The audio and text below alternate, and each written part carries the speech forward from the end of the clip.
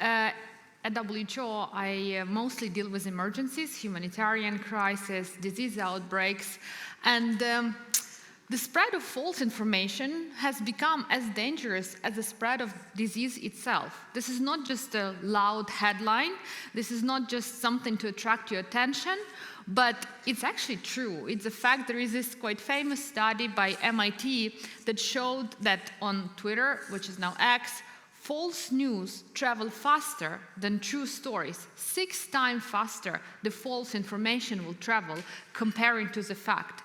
We are up to a huge challenge, and there are many studies that show that model the impact of false information on our health. Very recently, Nature published a study showing that even small amount of misinformation sharply worsens a disease outbreak. And at WHO, we have conducted a meta review, and what we found out is that up to half of online health content can be wrong or misleading. Can you imagine that of all the content regarding health that exists in the online space, 51% of vaccine-related posts is actually inaccurate. It has some degree of misleading information. The landscape of false information has changed significantly since COVID-19. Of course, false information in health has been there forever, and it has been on the rise before COVID-19. And then during COVID-19, there was a peak, a huge surge of information that was incorrect in one way or another. And I've been asked many times whether currently there is an increasing trend for false information or not. And the truth is that it might not be necessarily going up, but it changed so much that it's scary. It's adapting to the current reality so well that I am a little bit afraid we are becoming more and more powerless when facing this threat. So the old narratives, some narratives that were created during COVID-19 and were circulating, are now easily being applied to new crises. So, for example, when we saw an Mpox outbreak in Europe, many of the myths about vaccination or other preventive measures that were taken from COVID-19 were immediately applied to the Mpox outbreak and were very fruitful. Then there is this post-pandemic skepticism and so-called false information fatigue. What does it mean? There is so much information, and so much of it is misleading or false, that people are just overwhelmed. They are tired of making decisions. I do not have enough power to constantly evaluate what is true and what is not. So many are deciding just disengage. I will just ignore everything because anyone can lie, right? Anyone can mislead, not necessarily lie, but anyone can deliver information that is not entirely correct, whether it's politicians. There are scientists who might provide false information. There are healthcare workers that can share different information. So if I cannot fully believe anyone, then I'm just gonna disengage. And that is a big problem, especially in emergency situations, when we do need people to trust, when we need them to believe in what we're saying, because we as health authorities, as WHO, as government, we're trying to provide the best recommendations available to protect people's health, but they might just not listen. And as COVID-19 showed us, we might have all the available tools, we can have vaccines, we can know what measures can protect us from spreading of the virus, but if people do not trust us, if they don't listen, if they don't want to take it, we're going to fail, and our response will fail. And I want to emphasize, so at WHO we talk a lot about infodemics, and very often it focuses only on false information, but I want to emphasize, and it was pointed out in the opening remarks quite nicely, that infodemic is not just about false or misleading information, it's about access of information. There is so much information that even when it's true, people are confused. They don't know how to believe. 2 different ministries in one country might be saying correct things, but in a different way, from different perspectives. Their messages are not entirely aligned. Me, as a citizen of this country, I believe both ministries. I don't know who to listen to. They kind of not trying to lie to me, right? But they are confusing. So when we are overwhelming people with information, when we are not helping people to navigate this huge avalanche of rhetorics, again, it's very difficult for people to find what is right. And from personal experience, I have recently become a mom, and there is someone with a baby here also. I also brought my baby here. And I work in risk communication. My job is literally to translate science into accessible language so people can make informed decisions about their health. I've been doing it for more than 10 years. When, as a first-time mom, I looked at all information how to take care of my baby, I was so overwhelmed. There is so many. One healthcare worker told me this, another one this. Where I'm from, there is one vaccination schedule. Where I live currently, there is a different vaccination schedule. Who do I listen to? Can I ask AI? Yes, but AI gives me what I mostly want to hear from them. And young parents need to be, first-time parents, maybe then you become more experienced, I'm not there yet, become so overwhelmed that you are paralyzed with all the amount of information that is coming from very good and very trusted sources. Infodemic also spreads very easily in digital and physical environments, and we usually talk about it in the acute public health events, because during health emergencies or humanitarian emergencies such as war, there is an upsurge, and the toimub see suurem levik nii füüsilises kui digikeskkonnas. See on infot täis, see on lausa küllastunud, nii et see on inimeste jaoks raske ja nad ei suuda teha selgeid või konkreetseid otsuseid. Kuidas siis infoteemia mõjutab meie tervist? See põhjustab vaimse tervise probleeme, stressi. Kas ma olen halb ema, kui ma ei tea täpselt, mida teha praegu? Then it leads to false unsafe cures. See võib viia selleni, et ravitakse valesti. Kui keegi ütleb mulle, during COVID-19 in some countries there were rumors that very strong alcohol can protect you from COVID-19, and people were drinking it because they wanted to protect themselves, and there were hundreds of deaths reported because of that. So when it's harmless, ka paljudest kahjujuhtumitest, nii et kui see on kahjutu, kui on mingeid, öeldakse, et tehke hingamisharjutusi, see võib teid kaitsta, et see ei ole kahjulik. Jah, see ei kahjusta, võib ju hingata, aga see ei ole ka võib-olla abistav. Aga kui see on midagi sellist, mis on vale või see viib surmani või terviseprobleemideni, siis meil on ju probleem. Ja sobivad kaitsemeetmed. Olen töötanud väga palju just Ukrainas sõja kontekstis ja üks asi, millele me keskendume, on tuumaoht, kiiritusoht või kui on mingi kemikaalidega seotud sündmus ja see on ohtlik. Jällegi levib väga palju infot selles osas, kuidas ennast kaitsta. Minu sõber, kes on väga hästi haritud, ta töötab rahvusvahelises organisatsioonis, tal on ligipääs paljule teabele, ta on ka kriitiliselt mõtleja, aga ta küsis mult, kust ma leian siis selle kummiülikonna, et ennast kaitsta juhul, kui toimub mingi tuumaõnnetus. Et kui te ei ole sellega seotud, siis teil veab, see on väga hirmus teema, aga sul ei ole vaja kummiülikonda tuumaõnnetuse puhul, sest see ei aita siin mitte mingil viisil.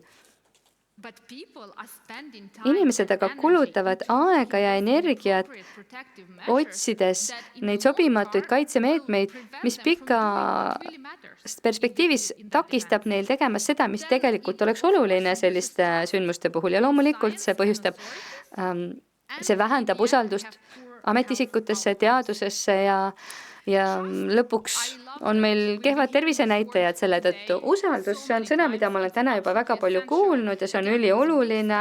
Jällegi viidi läbi suur uuring, mis näitas, et need riigid, milles oli väga kõrge tase usalduses valitsuse ja kodanike vahel, kui kodanikud usaldasid valitsust, siis neil on parimad tulemid just COVID-19 puhul. Samuti demokraatia, populismi, valitsuse tõhusus, tervishoidu, pandeemiaks valmistumist ja usaldust teadusesse. Kõik need ei mõjutanud nii palju seda olukorda kui usaldus valitsusse. Me teame, et see on ülioluline marker, millega kaitsta inimeste tervist kriisides. Usaldus on oluline tervisnäitaja. Kui inimesed ei usalda institutsioone, kui nad ei võta vastu neid suuniseid, jäävad hiljaks raviga ja hakkavad käituma riskantsemalt. Kui kõiges kaheldakse, mitte midagi ei usaldata, sealhulgas õiguspärast tervishoiualaseid nõuandeid. Näiteks väga palju olen kuulnud seda, et kui mina indiviidina pean kahtlema ja kontrollima kõiki fakte ise, siis on lihtsam mitte kedagi lihtsalt usaldada ja võtta selline passiivne positsioon, kus ma mitte ühtegi aktiivset tegevust ei tee selleks, et oma tervist kaitsta. Aga mida me saame selles osas teha?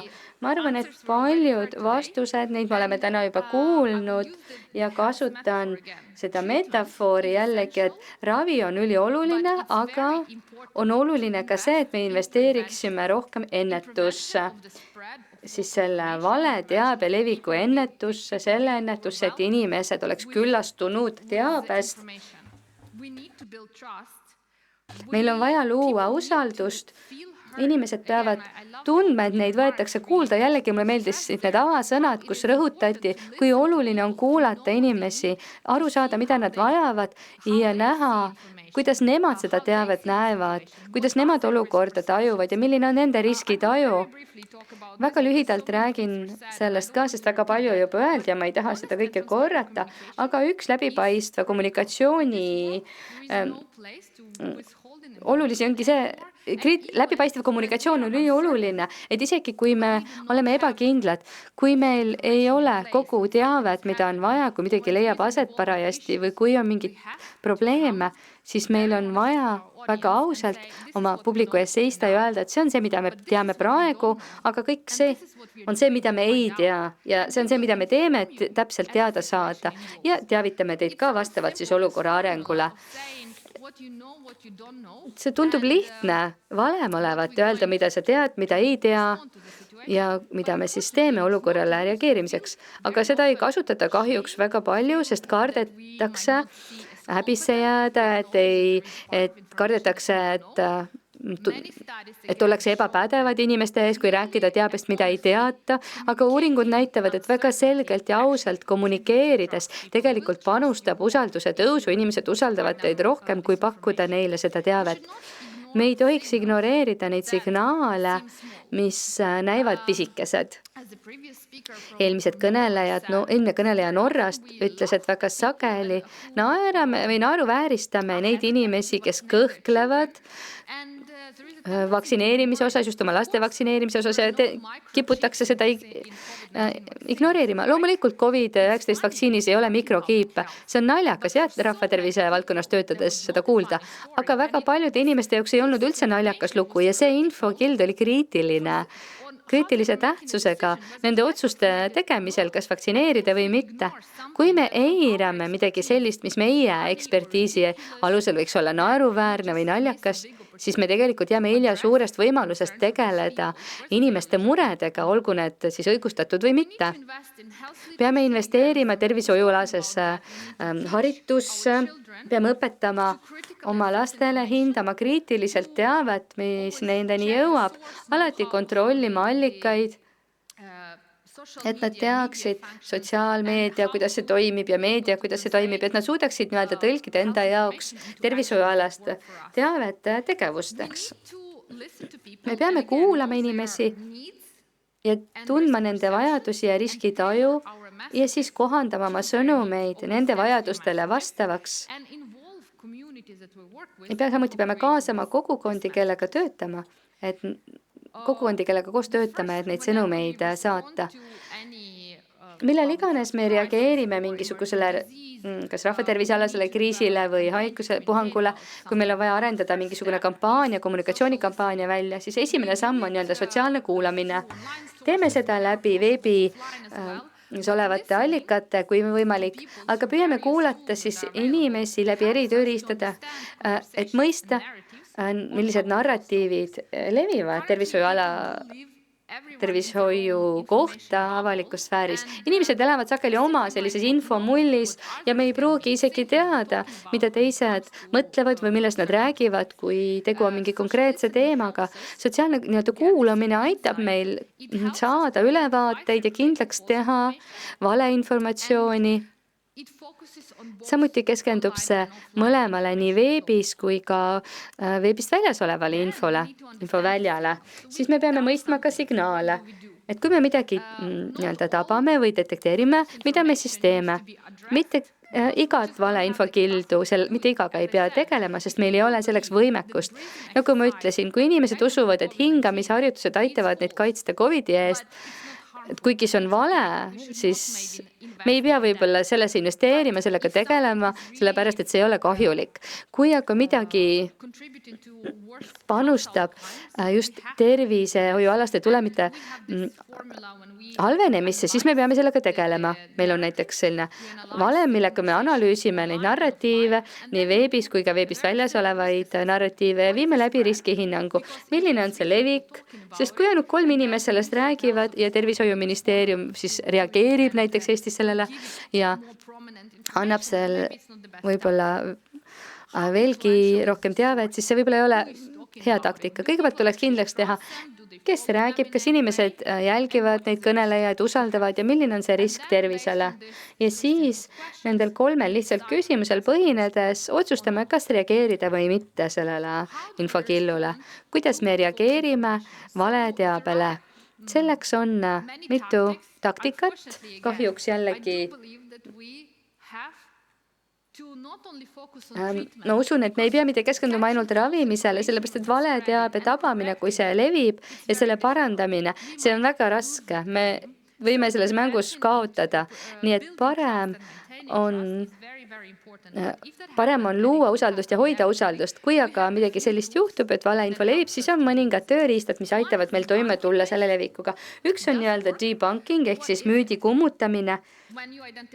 Kui tegite kindlaks, et on mingi väga konkreetne valeinfo, siis pakute õiget teavet. Ja selleks on ka tehnikad olemas, kuidas seda parandust nii-öelda ellu viia. See aga ei toimi siis, kui see toimib siis, kui seda tehakse õigel ajal, see on hästi korraldatud ja see näitab, et on näha, et see vähendab ka neid valeväidete levikut. Aga ei saa lihtsalt öelda, et see on nüüd vale väide. Meie ju loome selle sõnumi niimoodi, et see asendaks selle vale loo siduva faktilise narratiiviga. See tehnika ei ole ideaalne. Sageli inimesed, kes on kuulnud valeteavet, me ei pruugi nendeni üldse jõuda, aga ikkagi võib see olla üpriski tõhus. Siin on üks näide. Siin on narratiiv pikast COVID-ist, selle kohta on palju müüte, mis levivad. Ja üks müüt on see, et kui oled noor, heas vormis, siis COVID või pikaaegne COVID ei mõjuta sind. Kuidas me siis selle sõnumi lõime? Me alustasime faktist. Pikaaegne COVID võib mõjutada keda iganes, olenemata vanusest, terviseseisundist. Ja siis me pakume väga lühikese konteksti, et hoolimata sellest faktist levib müüt, et kui sa oled noor ja heas füüsilises vormis, siis pikaaegne COVID sind ei mõjuta. See aga on vale. Ja siis pakume sellist lugu päris elust kellestki, keda see mõjutas. Siin on siis tegu ühe Suurbritannia elanikuga, kes on noor, terve, jäi COVID-isse ja tema lõpetas ratastoolis väga paljude negatiivsete tagajärgedega tema tervisele, millega me aga alustasime hiljuti, on ka see, et me selgitame selle müüdi taga peituvat taktikat, miks see levib ja miks see tõhus on. Sellepärast, et kui me usume, et mingid rühmad on immuunsed, see on selline soovmõtlemine, see on lihtne, see on lohutav, mõnus on uskuda, et ma olen noor ja hea tervisega, et siis ma olen kaitstud millegi eest. See muudab mu elu ju lihtsamaks, ma ei pea sellele enam mõtlema, kuidas ennast kaitsta. Ja see müüt tegelikult levib sellise uskumuste tõttu, aga see võib viia selleni, et inimesed ei pane tähele jällegi neid, keda pikaaegne COVID on mõjutatud, hoolimata nende terviseseisundist.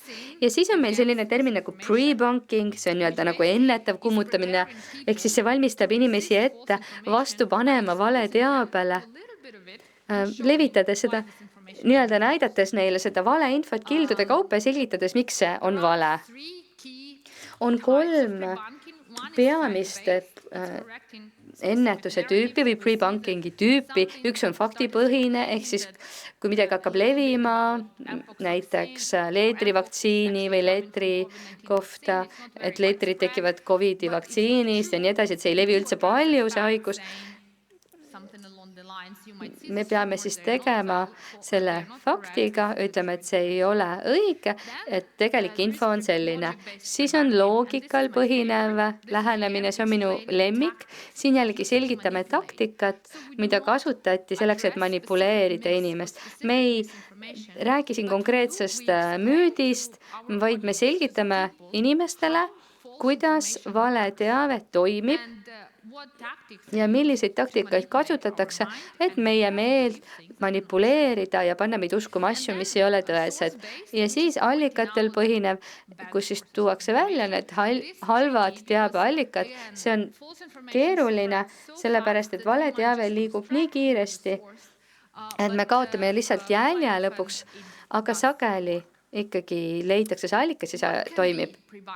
Mis see pre-bunking võib siis olla? Võib-olla olete näinud mõningaid selliseid mänge, mis arendati välja selleks, et õpetada inimestele neid vale narratiivne, et nad kas siis teevad teist sellise nii-öelda halva pahategija, kes loob selle vale informatsiooni või ei ole nii-öelda hea selles mängus ja pead tegelikult selle vale teabe paljastama ja ümber lükkama. On uuringud, mis näitavad, et sellise hea tegija võib, nii-öelda hea politseiniku mängimine võib olla kasulik või heade mõjudega. Ja siis WHO-s oli meil väga suur projekt, kui me töötasime näiteks YouTube'i ja muude sotsiaalmeedia platvormidega, kus me siis püüdsime lisada teavet taktikate kohta inimestele, näidates erinevaid videosid terviseteemade osas näiteks, et inimesed võiksid siis vähemalt ära tunda, kui on vale teavet. Ja siin on näha üks teadlane, kes selgitab,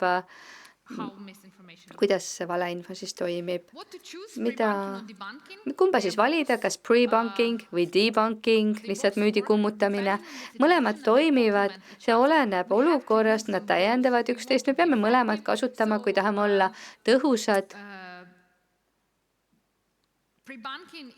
Ehk siis seda ennetavat tegevust on lihtsam teha, sellega jõuab rohkemate inimesteni, seda saab kasutada mitme eri müüdi kohta, pre-banking siis, ja debunking on pigem, kummutamine on pigem selline reageerimine konkreetsele loole või müüdile, aga mõlemad aitavad kummutada või võidelda valeteabe levikuga. Usaldusväärne teave on elupäästev allikas, see on sama oluline kui vaktsiinid, puhas õhk või puhas vesi. Me peame loomulikult vaatlema seda usaldusväärset teavet kui elupäästvat vahendit. Me peame olema paremad oma oskustes aitamaks inimesi navigeerida selles küllastunud inforuumis, mida me siin teemegi, mida teie teete, seetõttu see päev on väga inspireeriv ja suurepärane. Ja teabe usaldusväärsus on osa meie tervishoiualasest ohutusest või turvalisusest, mis aitab vähendada erinevaid haiguspuhanguid või nende mõju. Aitäh, see on kõik.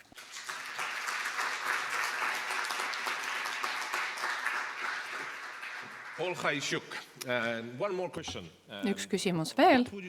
Mida te ütleks, mis on teie kogemus WHO-s või üldiselt, mis on kõige tähtsamad meediumid või kanalid, läbi mille saab edastada õiget infot? Mida te kasutate debunkingu ja pre-bunkingu jaoks? See on hea küsimus. Üldiselt peate olema seal, kus teie publik on. Ehk siis te ei saa eeldada terviseametnikuna või WHO-na, et kui mul on hea veebileht ja ma tegin kõige parema pressiteate ja mul on väga selge info, et inimesed lihtsalt lähevad sinna veebilehele ja loevad seda. Me peame olema seal, kus inimesed on. Ehk siis mulle väga meeldib, et TikTok mainiti siin juba ka enne, sest mina kasutan seda. Kui ma räägin erinevate terviseametnikega eri riikides, et kui te tahate jõuda noorteni, kas see meeldib teile või mitte, te peate kasutama TikToki. Kuna see loob, üldiselt tavaliselt see põhjutab selliseid emotsionaalseid reaktsioone, et kuidas WHO-s saate soovitada TikTokki. See on täielik valeinfolaviin, mis seal lahti on pääsenud. Miks meie peame seal olema? Te võite seda ignoreerida, kas see meeldib teile või mitte. Inimesed on seal. Inimesed tarbivad sealt infot. Inimesed lähevad sinna meelelahutust otsima. On väga häid näiteid selle kohta, kuidas valitsused suhtlevad inimestega TikTokis ja nad jõuavad niimoodi miljonite inimesteni.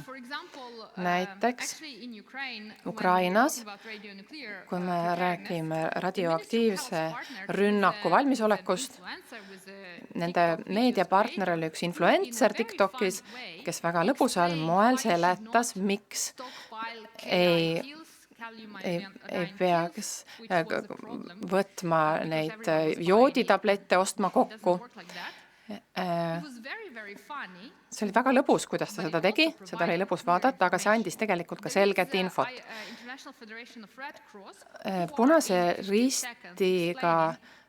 Punane rist seletab 15 sekundiga, kuidas kaitsta ennast maavärina või mis tahes muu katastroofi puhul ja nad teevad seda väga hästi. Ei pea olema tingimata TikTokis, aga see on hea näide sellest, et kui teie publik, kelleni te üritate jõuda, on TikTokis või Instagramis või Facebookis või mis tahes platvormil, siis te peate sinna minema. Selle asemel, et eeldada, et inimesed otsivad teid üles teie veebilehelt, kuna te olete austusväärne allikas. Üks küsimus veel publikust. Milliseid meetodeid te soovitaks sellest, et suurfarma müüti kummutada ja seda, et arstid saavad rahalist kasu ravimitest ja vaktsiinidest? See on väga lai küsimus. Ja ma ei arva, et on ühte konkreetset taktikat. Me peame vaatama, mis teemaga meil tegemist on. Kindlasti tuleb fakte kontrollida, anda selget infot. See toimib.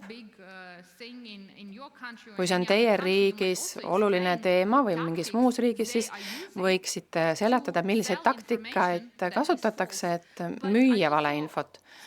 Aga ma arvan, et ka koostöö erinevate osapoolte vahel riigis sees kui ka riigist väljas, koostöö tegemine selleks, et see info oleks terviklik on väga oluline, sest et üksi ei suuda keegi tegeleda nii suurte teemadega.